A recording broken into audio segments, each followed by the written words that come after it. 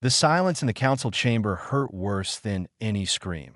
Nira Okonkwo had served as Earth's ambassador for 11 years. She had seen arguments that shook walls. She had witnessed treaties signed and broken.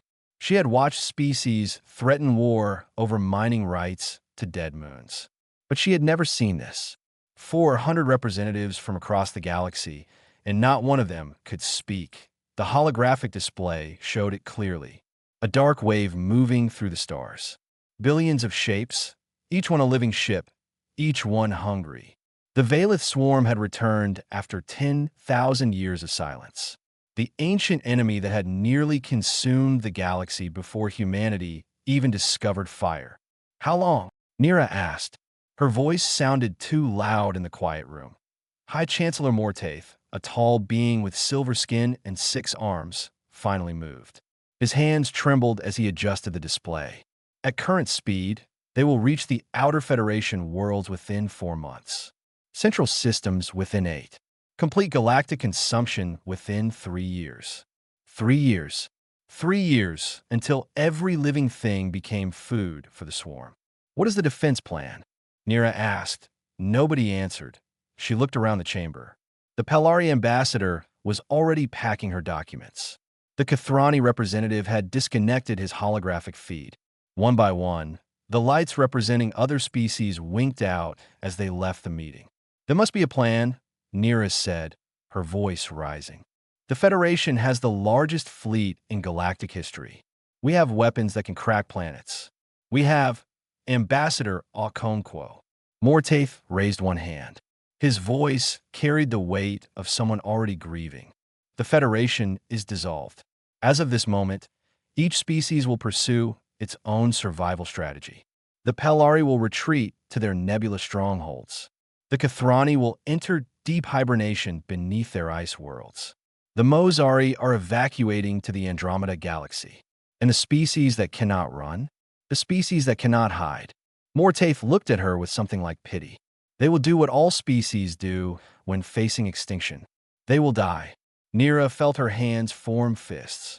67 years old, and she still wanted to punch someone when they said something this stupid. So that is it. The Great Galactic Federation simply gives up. We choose survival over pride, Ambassador. Your species is young. You have not learned that some battles cannot be won. My species learned something your species apparently forgot. Sometimes you fight because fighting is right, not because you think you will win.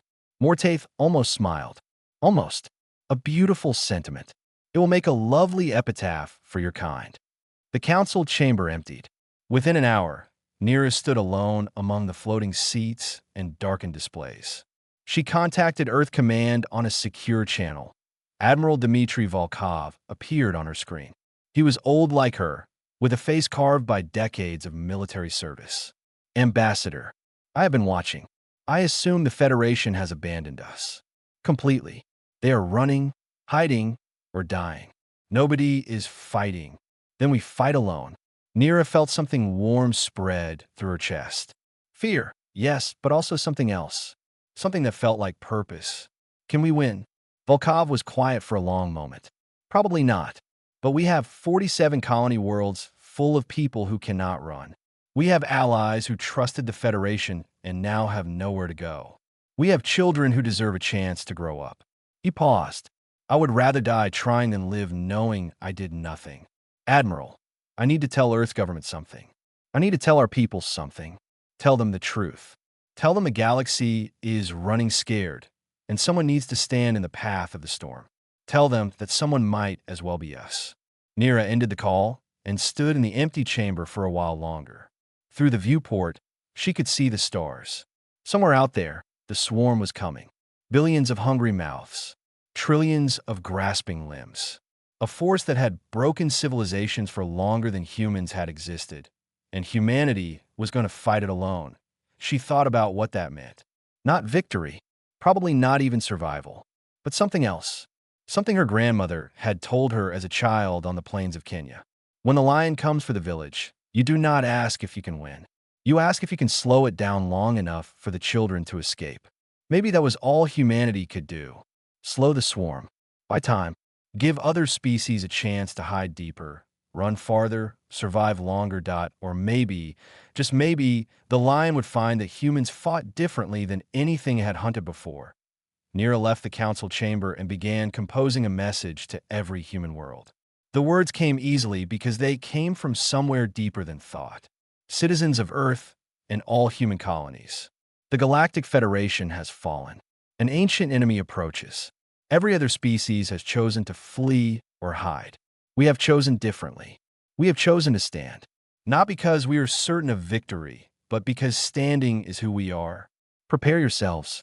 The war for survival begins now. She sent the message and watched it spread across the stars. The galaxy was running. Humanity was not. Kofi Asani had never seen a line this long in his entire life. That IT wrapped around the Luna Base Recruitment Center 3 times, spilled out into the pressurized walkway, and continued into the next dome. Thousands of people stood waiting in that line. Old men with gray hair and shaking hands. Young women who still had university textbooks in their bags. Families who had come together, holding hands, refusing to be separated. Kofi was 24 years old. He flew cargo freighters between Mars and the asteroid belt. It was boring work for boring pay, but it was honest. 3 weeks ago, the Federation had collapsed. 2 weeks ago, he had watched a news feed showing the first colony world being consumed by the swarm.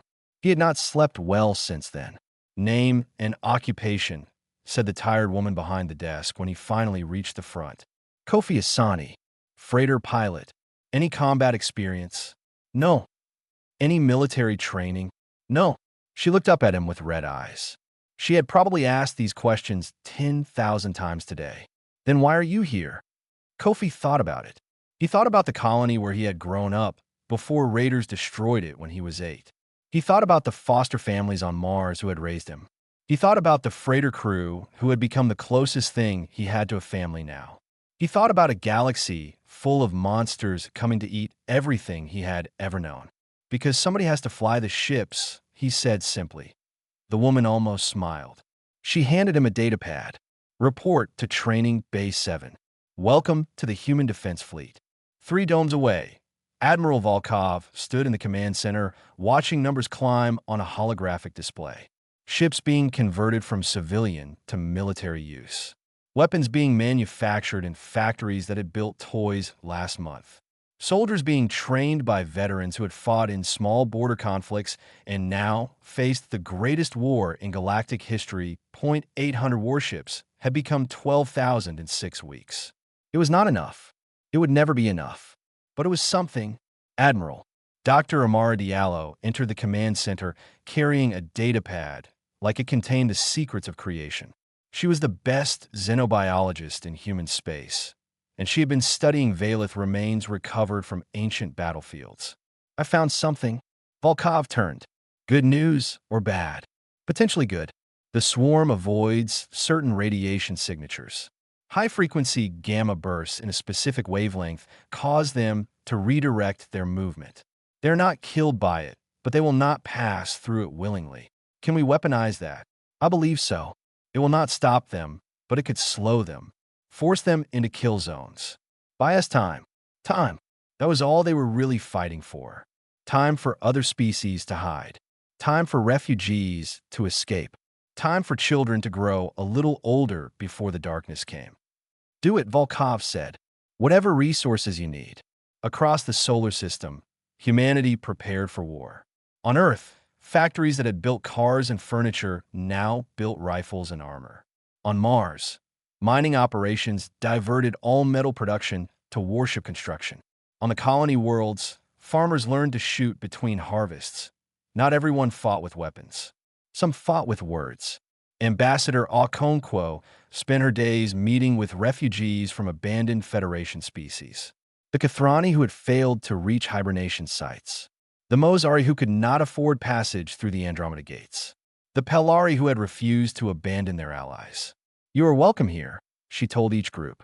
Human space is your space now. We will protect you or die trying. Elder Peltovi, a Pelari historian with feathers the color of sunset, asked her a question that many were thinking. Why do you do this? Your own survival is already uncertain. Taking in refugees makes it worse. Okonkwo considered the question carefully. Because my grandmother taught me that a home is not a place. A home is the people who shelter you when the storm comes. If we turn away those who need shelter, we do not deserve to survive. Peltovi made the Pelari gesture of deep respect. I would like to stay and document what happens here. Whatever happens, the galaxy should know what humanity chose to do when all others fled. You are welcome to stay. You are welcome to fight if you wish. You are welcome to simply watch and record. But know this, we are not doing this to be remembered. We are doing this because it is right. Weeks passed. The swarm grew closer. Training programs accelerated. Ships launched from dockyards still smelling of fresh metal. Kofi Asani finished his combat pilot certification in half the normal time. He was assigned to a squadron flying modified freighters, civilian ships with weapons bolted onto their frames. His commander was a woman named Helen Reyes who had spent 20 years hauling cargo and now commanded a ship called the Last Breath. Strange name for a ship, Kofi said when he first saw it. Named it myself, Reyes replied, because every breath might be our last. Might as well make each one count. The first battle came sooner than expected. Kepler Station, a mining outpost on the edge of human space, sent a distress call. The swarm had arrived. The human defense fleet jumped to respond. 12,000 ships against the darkness that blocked out the stars. Freighters and warships and converted pleasure yachts, all flying together toward the enemy. Humanity had never faced anything like this. The swarm had never faced anything like humanity. The war had begun. The pain came first, then the memory.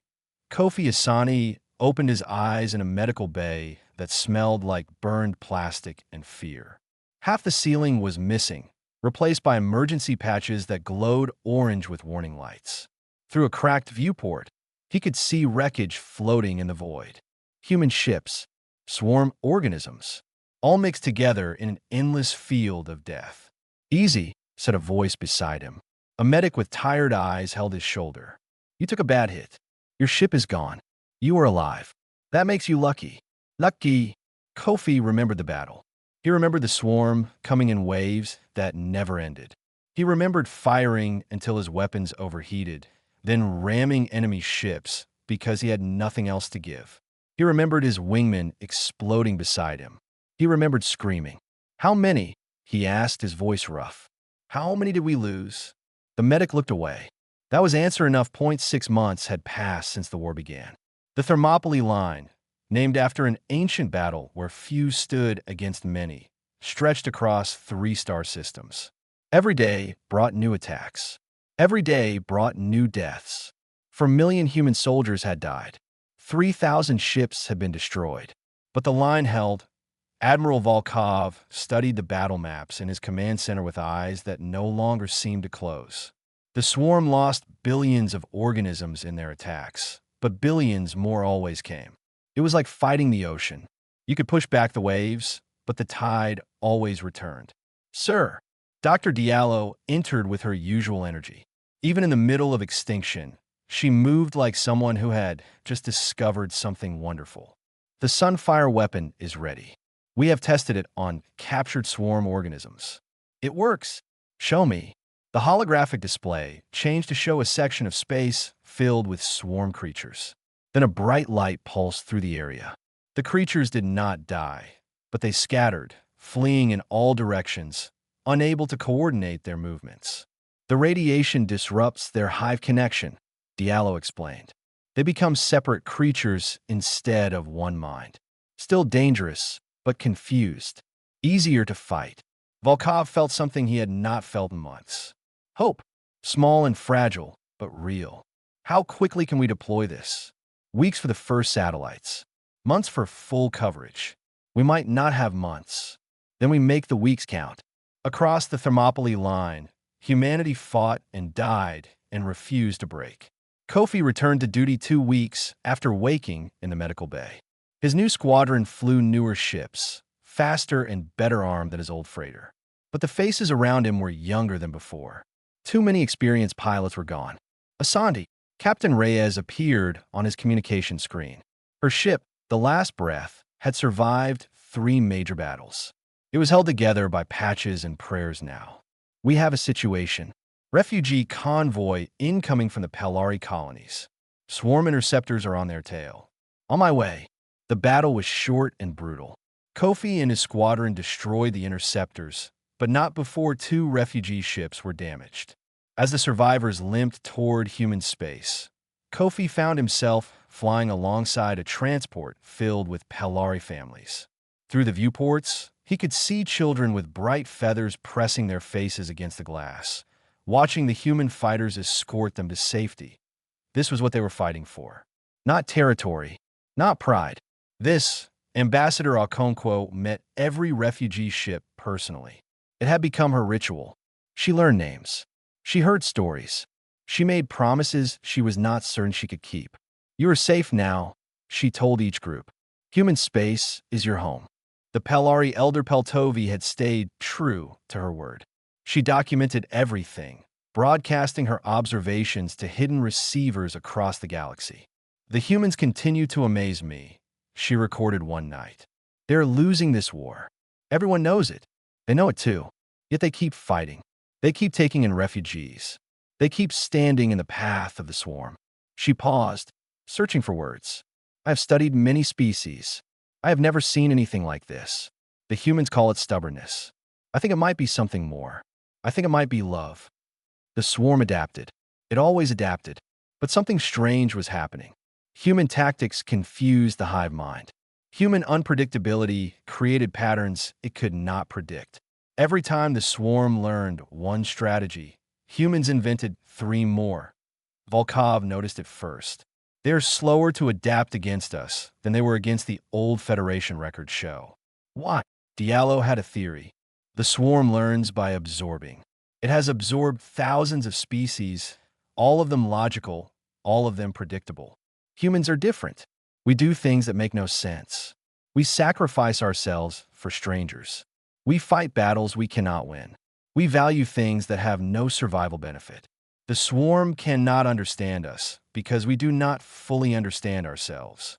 It was not much of an advantage, but in a war against impossible odds, every advantage mattered. The 6th month ended with a surprise. A message arrived from the Pelari Nebula strongholds, then from the Kathrani ice worlds, then from Mozari ships in deep space. The same question, over and over, how can we help? The galaxy was watching, and for the first time, the galaxy was asking if maybe, just maybe, running had been the wrong choice. Humanity answered with open arms. Come, Volkov broadcast to all who could hear. Stand with us. We might still lose. We might all die, but at least we will die knowing we tried. Ships began arriving within days. The coalition was born. Fire fell from the sky like angry rain. Kofi Asani pushed his fighter through the atmosphere of New Geneva, dodging burning debris and swarm interceptors. Below him, the capital city was a maze of smoke and destruction. Above him, the largest space battle in human history turned the stars into a storm of light and death. 80 million people lived on New Geneva. 80 million people who could not run, could not hide, could only pray that someone would protect them. The swarm had broken through the Thermopylae line. A massive tendril of enemy forces had pushed past the defenses and reached this human colony world. 6,000 coalition ships had jumped to intercept, but the swarm force was larger. Much larger. All squadrons focus on the carriers, Captain Reyes ordered through the communication channel.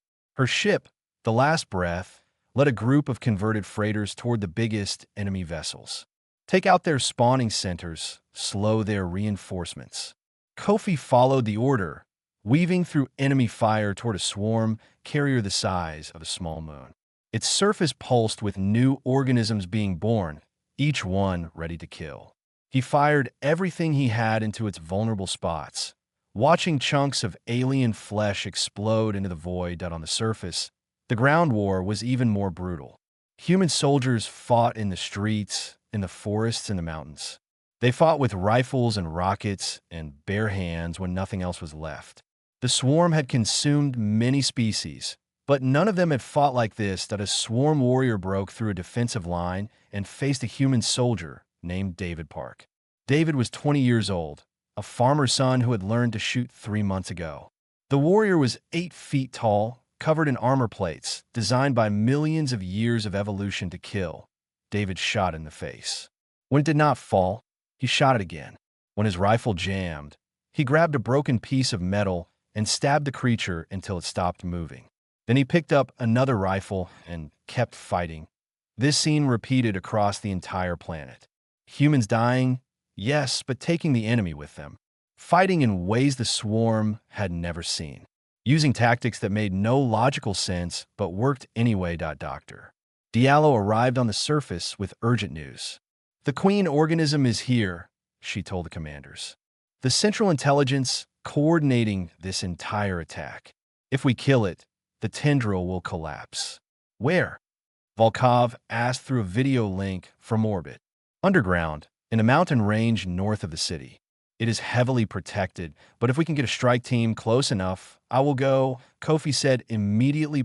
50 pilots volunteered for the mission. 50 ships, Dove, tore the mountains while the rest of the fleet fought to give them a chance. Anti-aircraft fire filled the sky like a solid wall. Ships exploded left and right. Kofi lost count of how many pilots died in the first minute. 17 ships reached the target zone. 17 pilots faced the Queen's personal guard, the deadliest swarm creatures ever seen. They fought with everything they had, using their ships as weapons when their ammunition ran out. Kofi found himself flying straight at the Queen's chamber, his ship damaged, his weapons empty. He punched through the outer defenses with his engines on overload, crashing into the rock above the Queen's hiding place. That he survived the crash. Barely. Crawling from the wreckage, he saw the Queen through a hole in the rock. She was massive, a pulsing mass of flesh and intelligence, connected to every swarm creature on the planet through invisible threads. That he had one grenade left. For everyone you took from us, he whispered, and threw it. The explosion destroyed the Queen. Across New Geneva, swarm creatures suddenly stopped moving in coordination. They became confused, attacking randomly, easier targets for the defending forces. The battle turned from desperate to winnable. In orbit, Captain Reyes watched the swarm formation break apart. They are retreating, she reported, wonder in her voice. They are actually retreating, but the victory came at terrible cost. The last breath had taken too much damage. Its reactor was failing.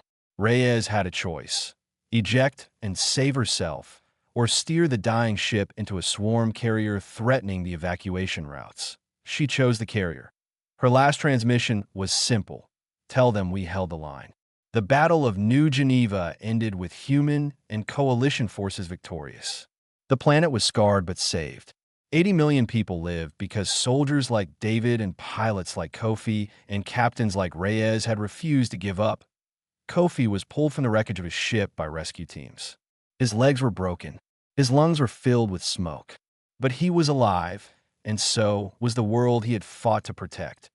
Elder Peltovi stood in the ruins of the capital city, recording her observations for the galaxy.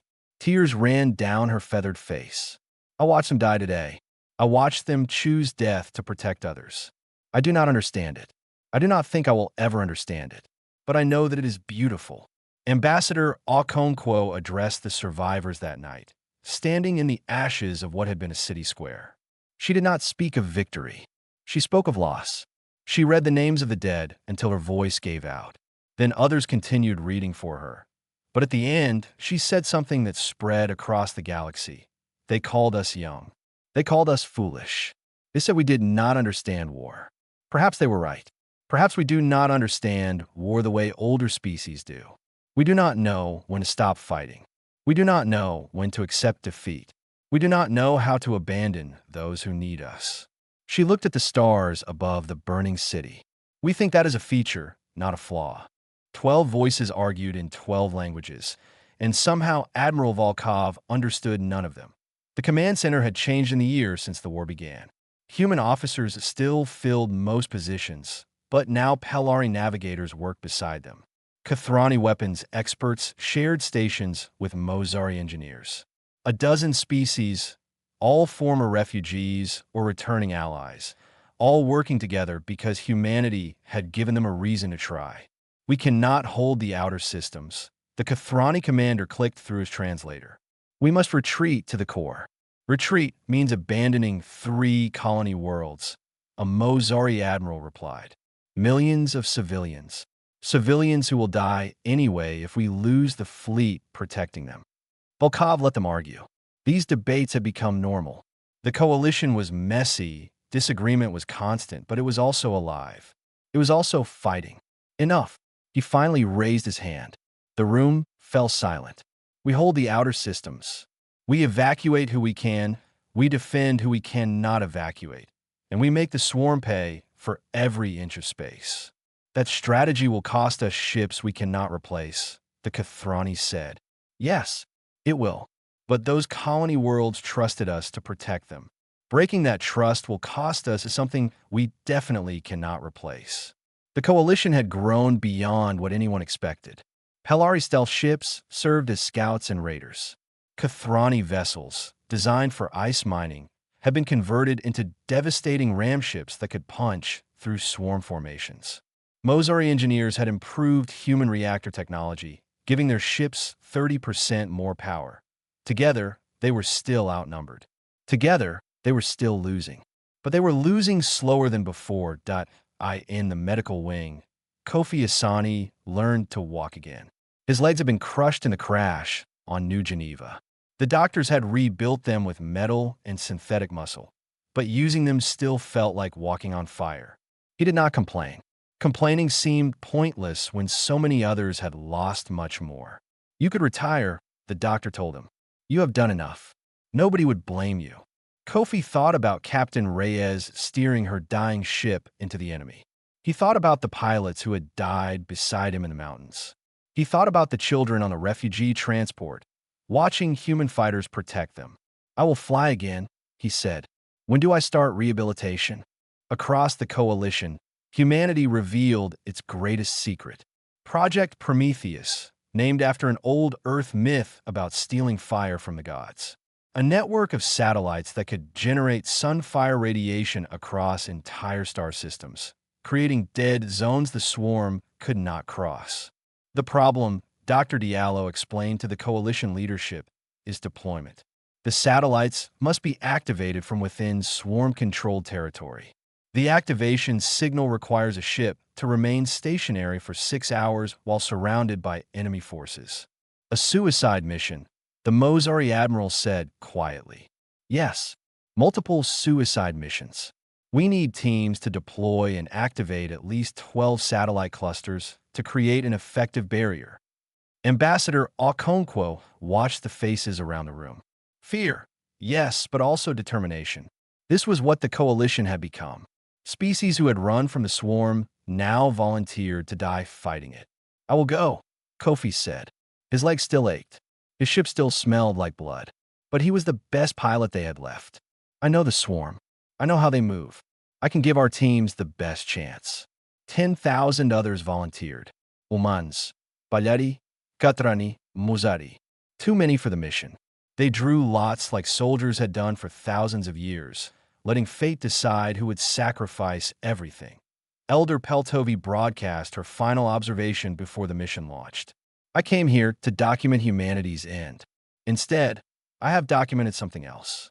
I have documented a coalition built from the desperate and the abandoned. I have documented species who were enemies becoming allies. I have documented what happens when one small species refuses to give up. She paused, her feathers ruffled with emotion. The humans have a saying, hope is the last thing to die. I did not understand it before. I understand it now. Hope is not believing you will win. Hope is choosing to fight anyway. The humans gave us that hope. Whatever happens next, the galaxy will never forget. The Prometheus fleet launched at dawn. 300 ships carrying 5,000 volunteers, each knowing they would probably not return. Kofi flew at the head of the formation, his rebuilt legs aching, his heart steady. Behind them, the coalition fleet prepared for the final battle. The swarm was converging on Sol System, humanity's homeworld. Every ship that could fly, every soldier that could fight, Every being that could hold a weapon gathered for the confrontation that would decide everything. Nira Okonkwo gave the final address. She stood on Earth, in the same plains where her grandmother had taught her about standing against lions. The wind carried her words to every screen in the coalition. We did not choose to be the last line of defense. We did not ask for this war. We did not want to watch our friends die. But when the galaxy ran, we stood. When others gave up, we kept fighting. When all seemed lost, we found allies in the darkness. She looked at the sky, knowing the swarm was coming, knowing many who heard her voice would not survive the next day. Tomorrow we face the enemy one final time. Some of us will die. Perhaps all of us will die. But we will die standing. We will die together. And we will die knowing that we gave the galaxy something it had lost, a reason to believe that standing matters. The fleet launched. The final battle approached. History held its breath. Dead ships drifted through the darkness like fallen leaves. Kofi Asani guided his fighter through a graveyard of ancient vessels, civilizations consumed by the swarm thousands of years ago. His instruments showed life signs ahead, not friendly ones. The heart of the swarm, the Queen Mother herself, waited in the center of this dead space. Around him, the remnants of the Prometheus fleet prepared for their final mission. 60 ships remained from the original 300, 12 satellite clusters to deploy, each requiring a ship to stay behind and die. First cluster in range, his navigator reported. A Pelari volunteer named Sevrani, who had chosen to die beside humans rather than hide with her people. Who has first deployment?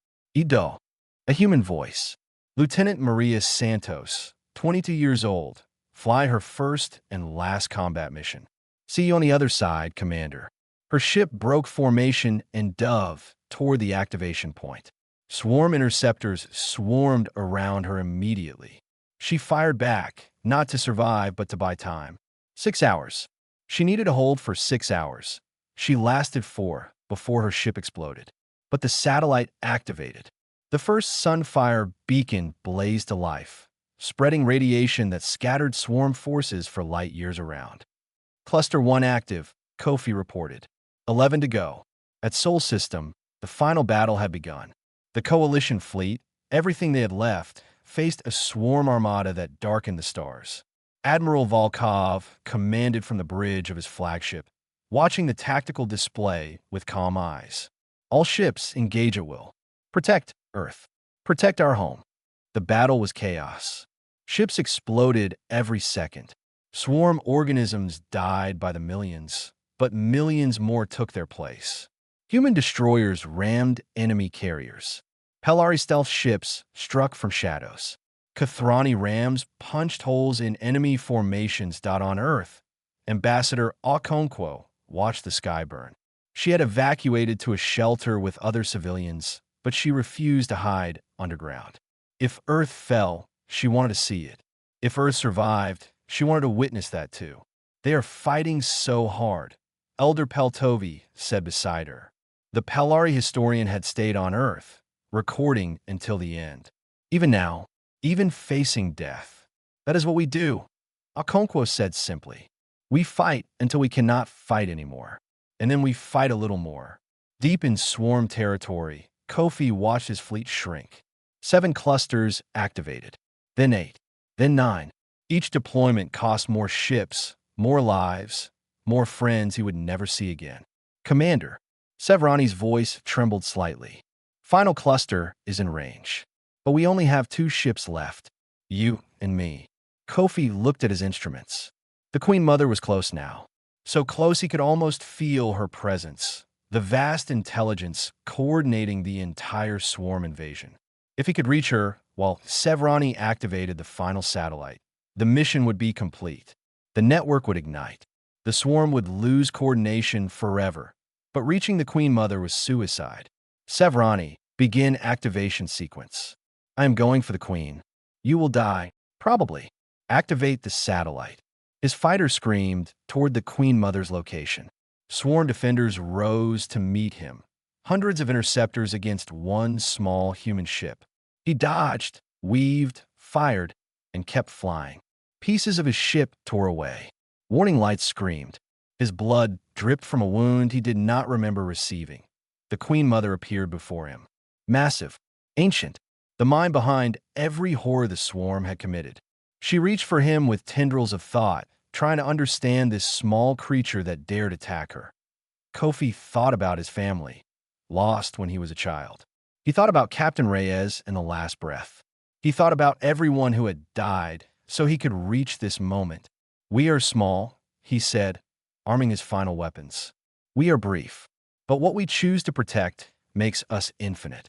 He crashed his ship into the Queen Mother and detonated everything he had. The explosion lit the darkness like a new star.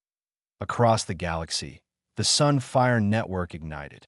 Radiation cascaded through swarm territory, severing the hive mind's connections. At Sol System, the enemy armada suddenly stopped working together. Millions of organisms became millions of confused individuals, easy targets for coalition weapons. The battle turned in hours. The swarm, unable to coordinate, collapsed into chaos. Ships that had been unstoppable became prey. Admiral Volkov gave the final order. All ships, full advance. In this, the coalition fleet swept through the disorganized enemy. Victory came not with a single moment, but with a gradual silence as the swarm forces finally stopped fighting and began to die. 1 year later, Nira Okonkwo stood on New Geneva, unveiling a memorial. The names carved into the stone numbered in the billions. Humans, Pelari, Kathrani, Mozari, and species that no longer existed except in memory. Elder Peltovi delivered the dedication speech, her voice carrying across the gathered crowd. The galaxy asked who would stand when all seemed lost. Humanity answered, not because they thought they would win, but because they believed standing meant something. She paused, feathers rippling with emotion. They were right. Standing meant everything. The memorial's base carried words chosen by Kofi Asani, found in letters he had written before his final mission. Words meant for no one and everyone. We are small. We are brief. But what we choose to protect makes us infinite. The new Galactic Council met for the first time since the war. Humanity did not sit in a minor seat anymore. Every species present owed their survival to a world they had once dismissed as young and foolish. The chamber fell silent as Ambassador Okonkwo took her place. Nobody ran this time. The galaxy remembered who had stood, and humanity looked toward the stars, ready to stand again if the darkness ever returned.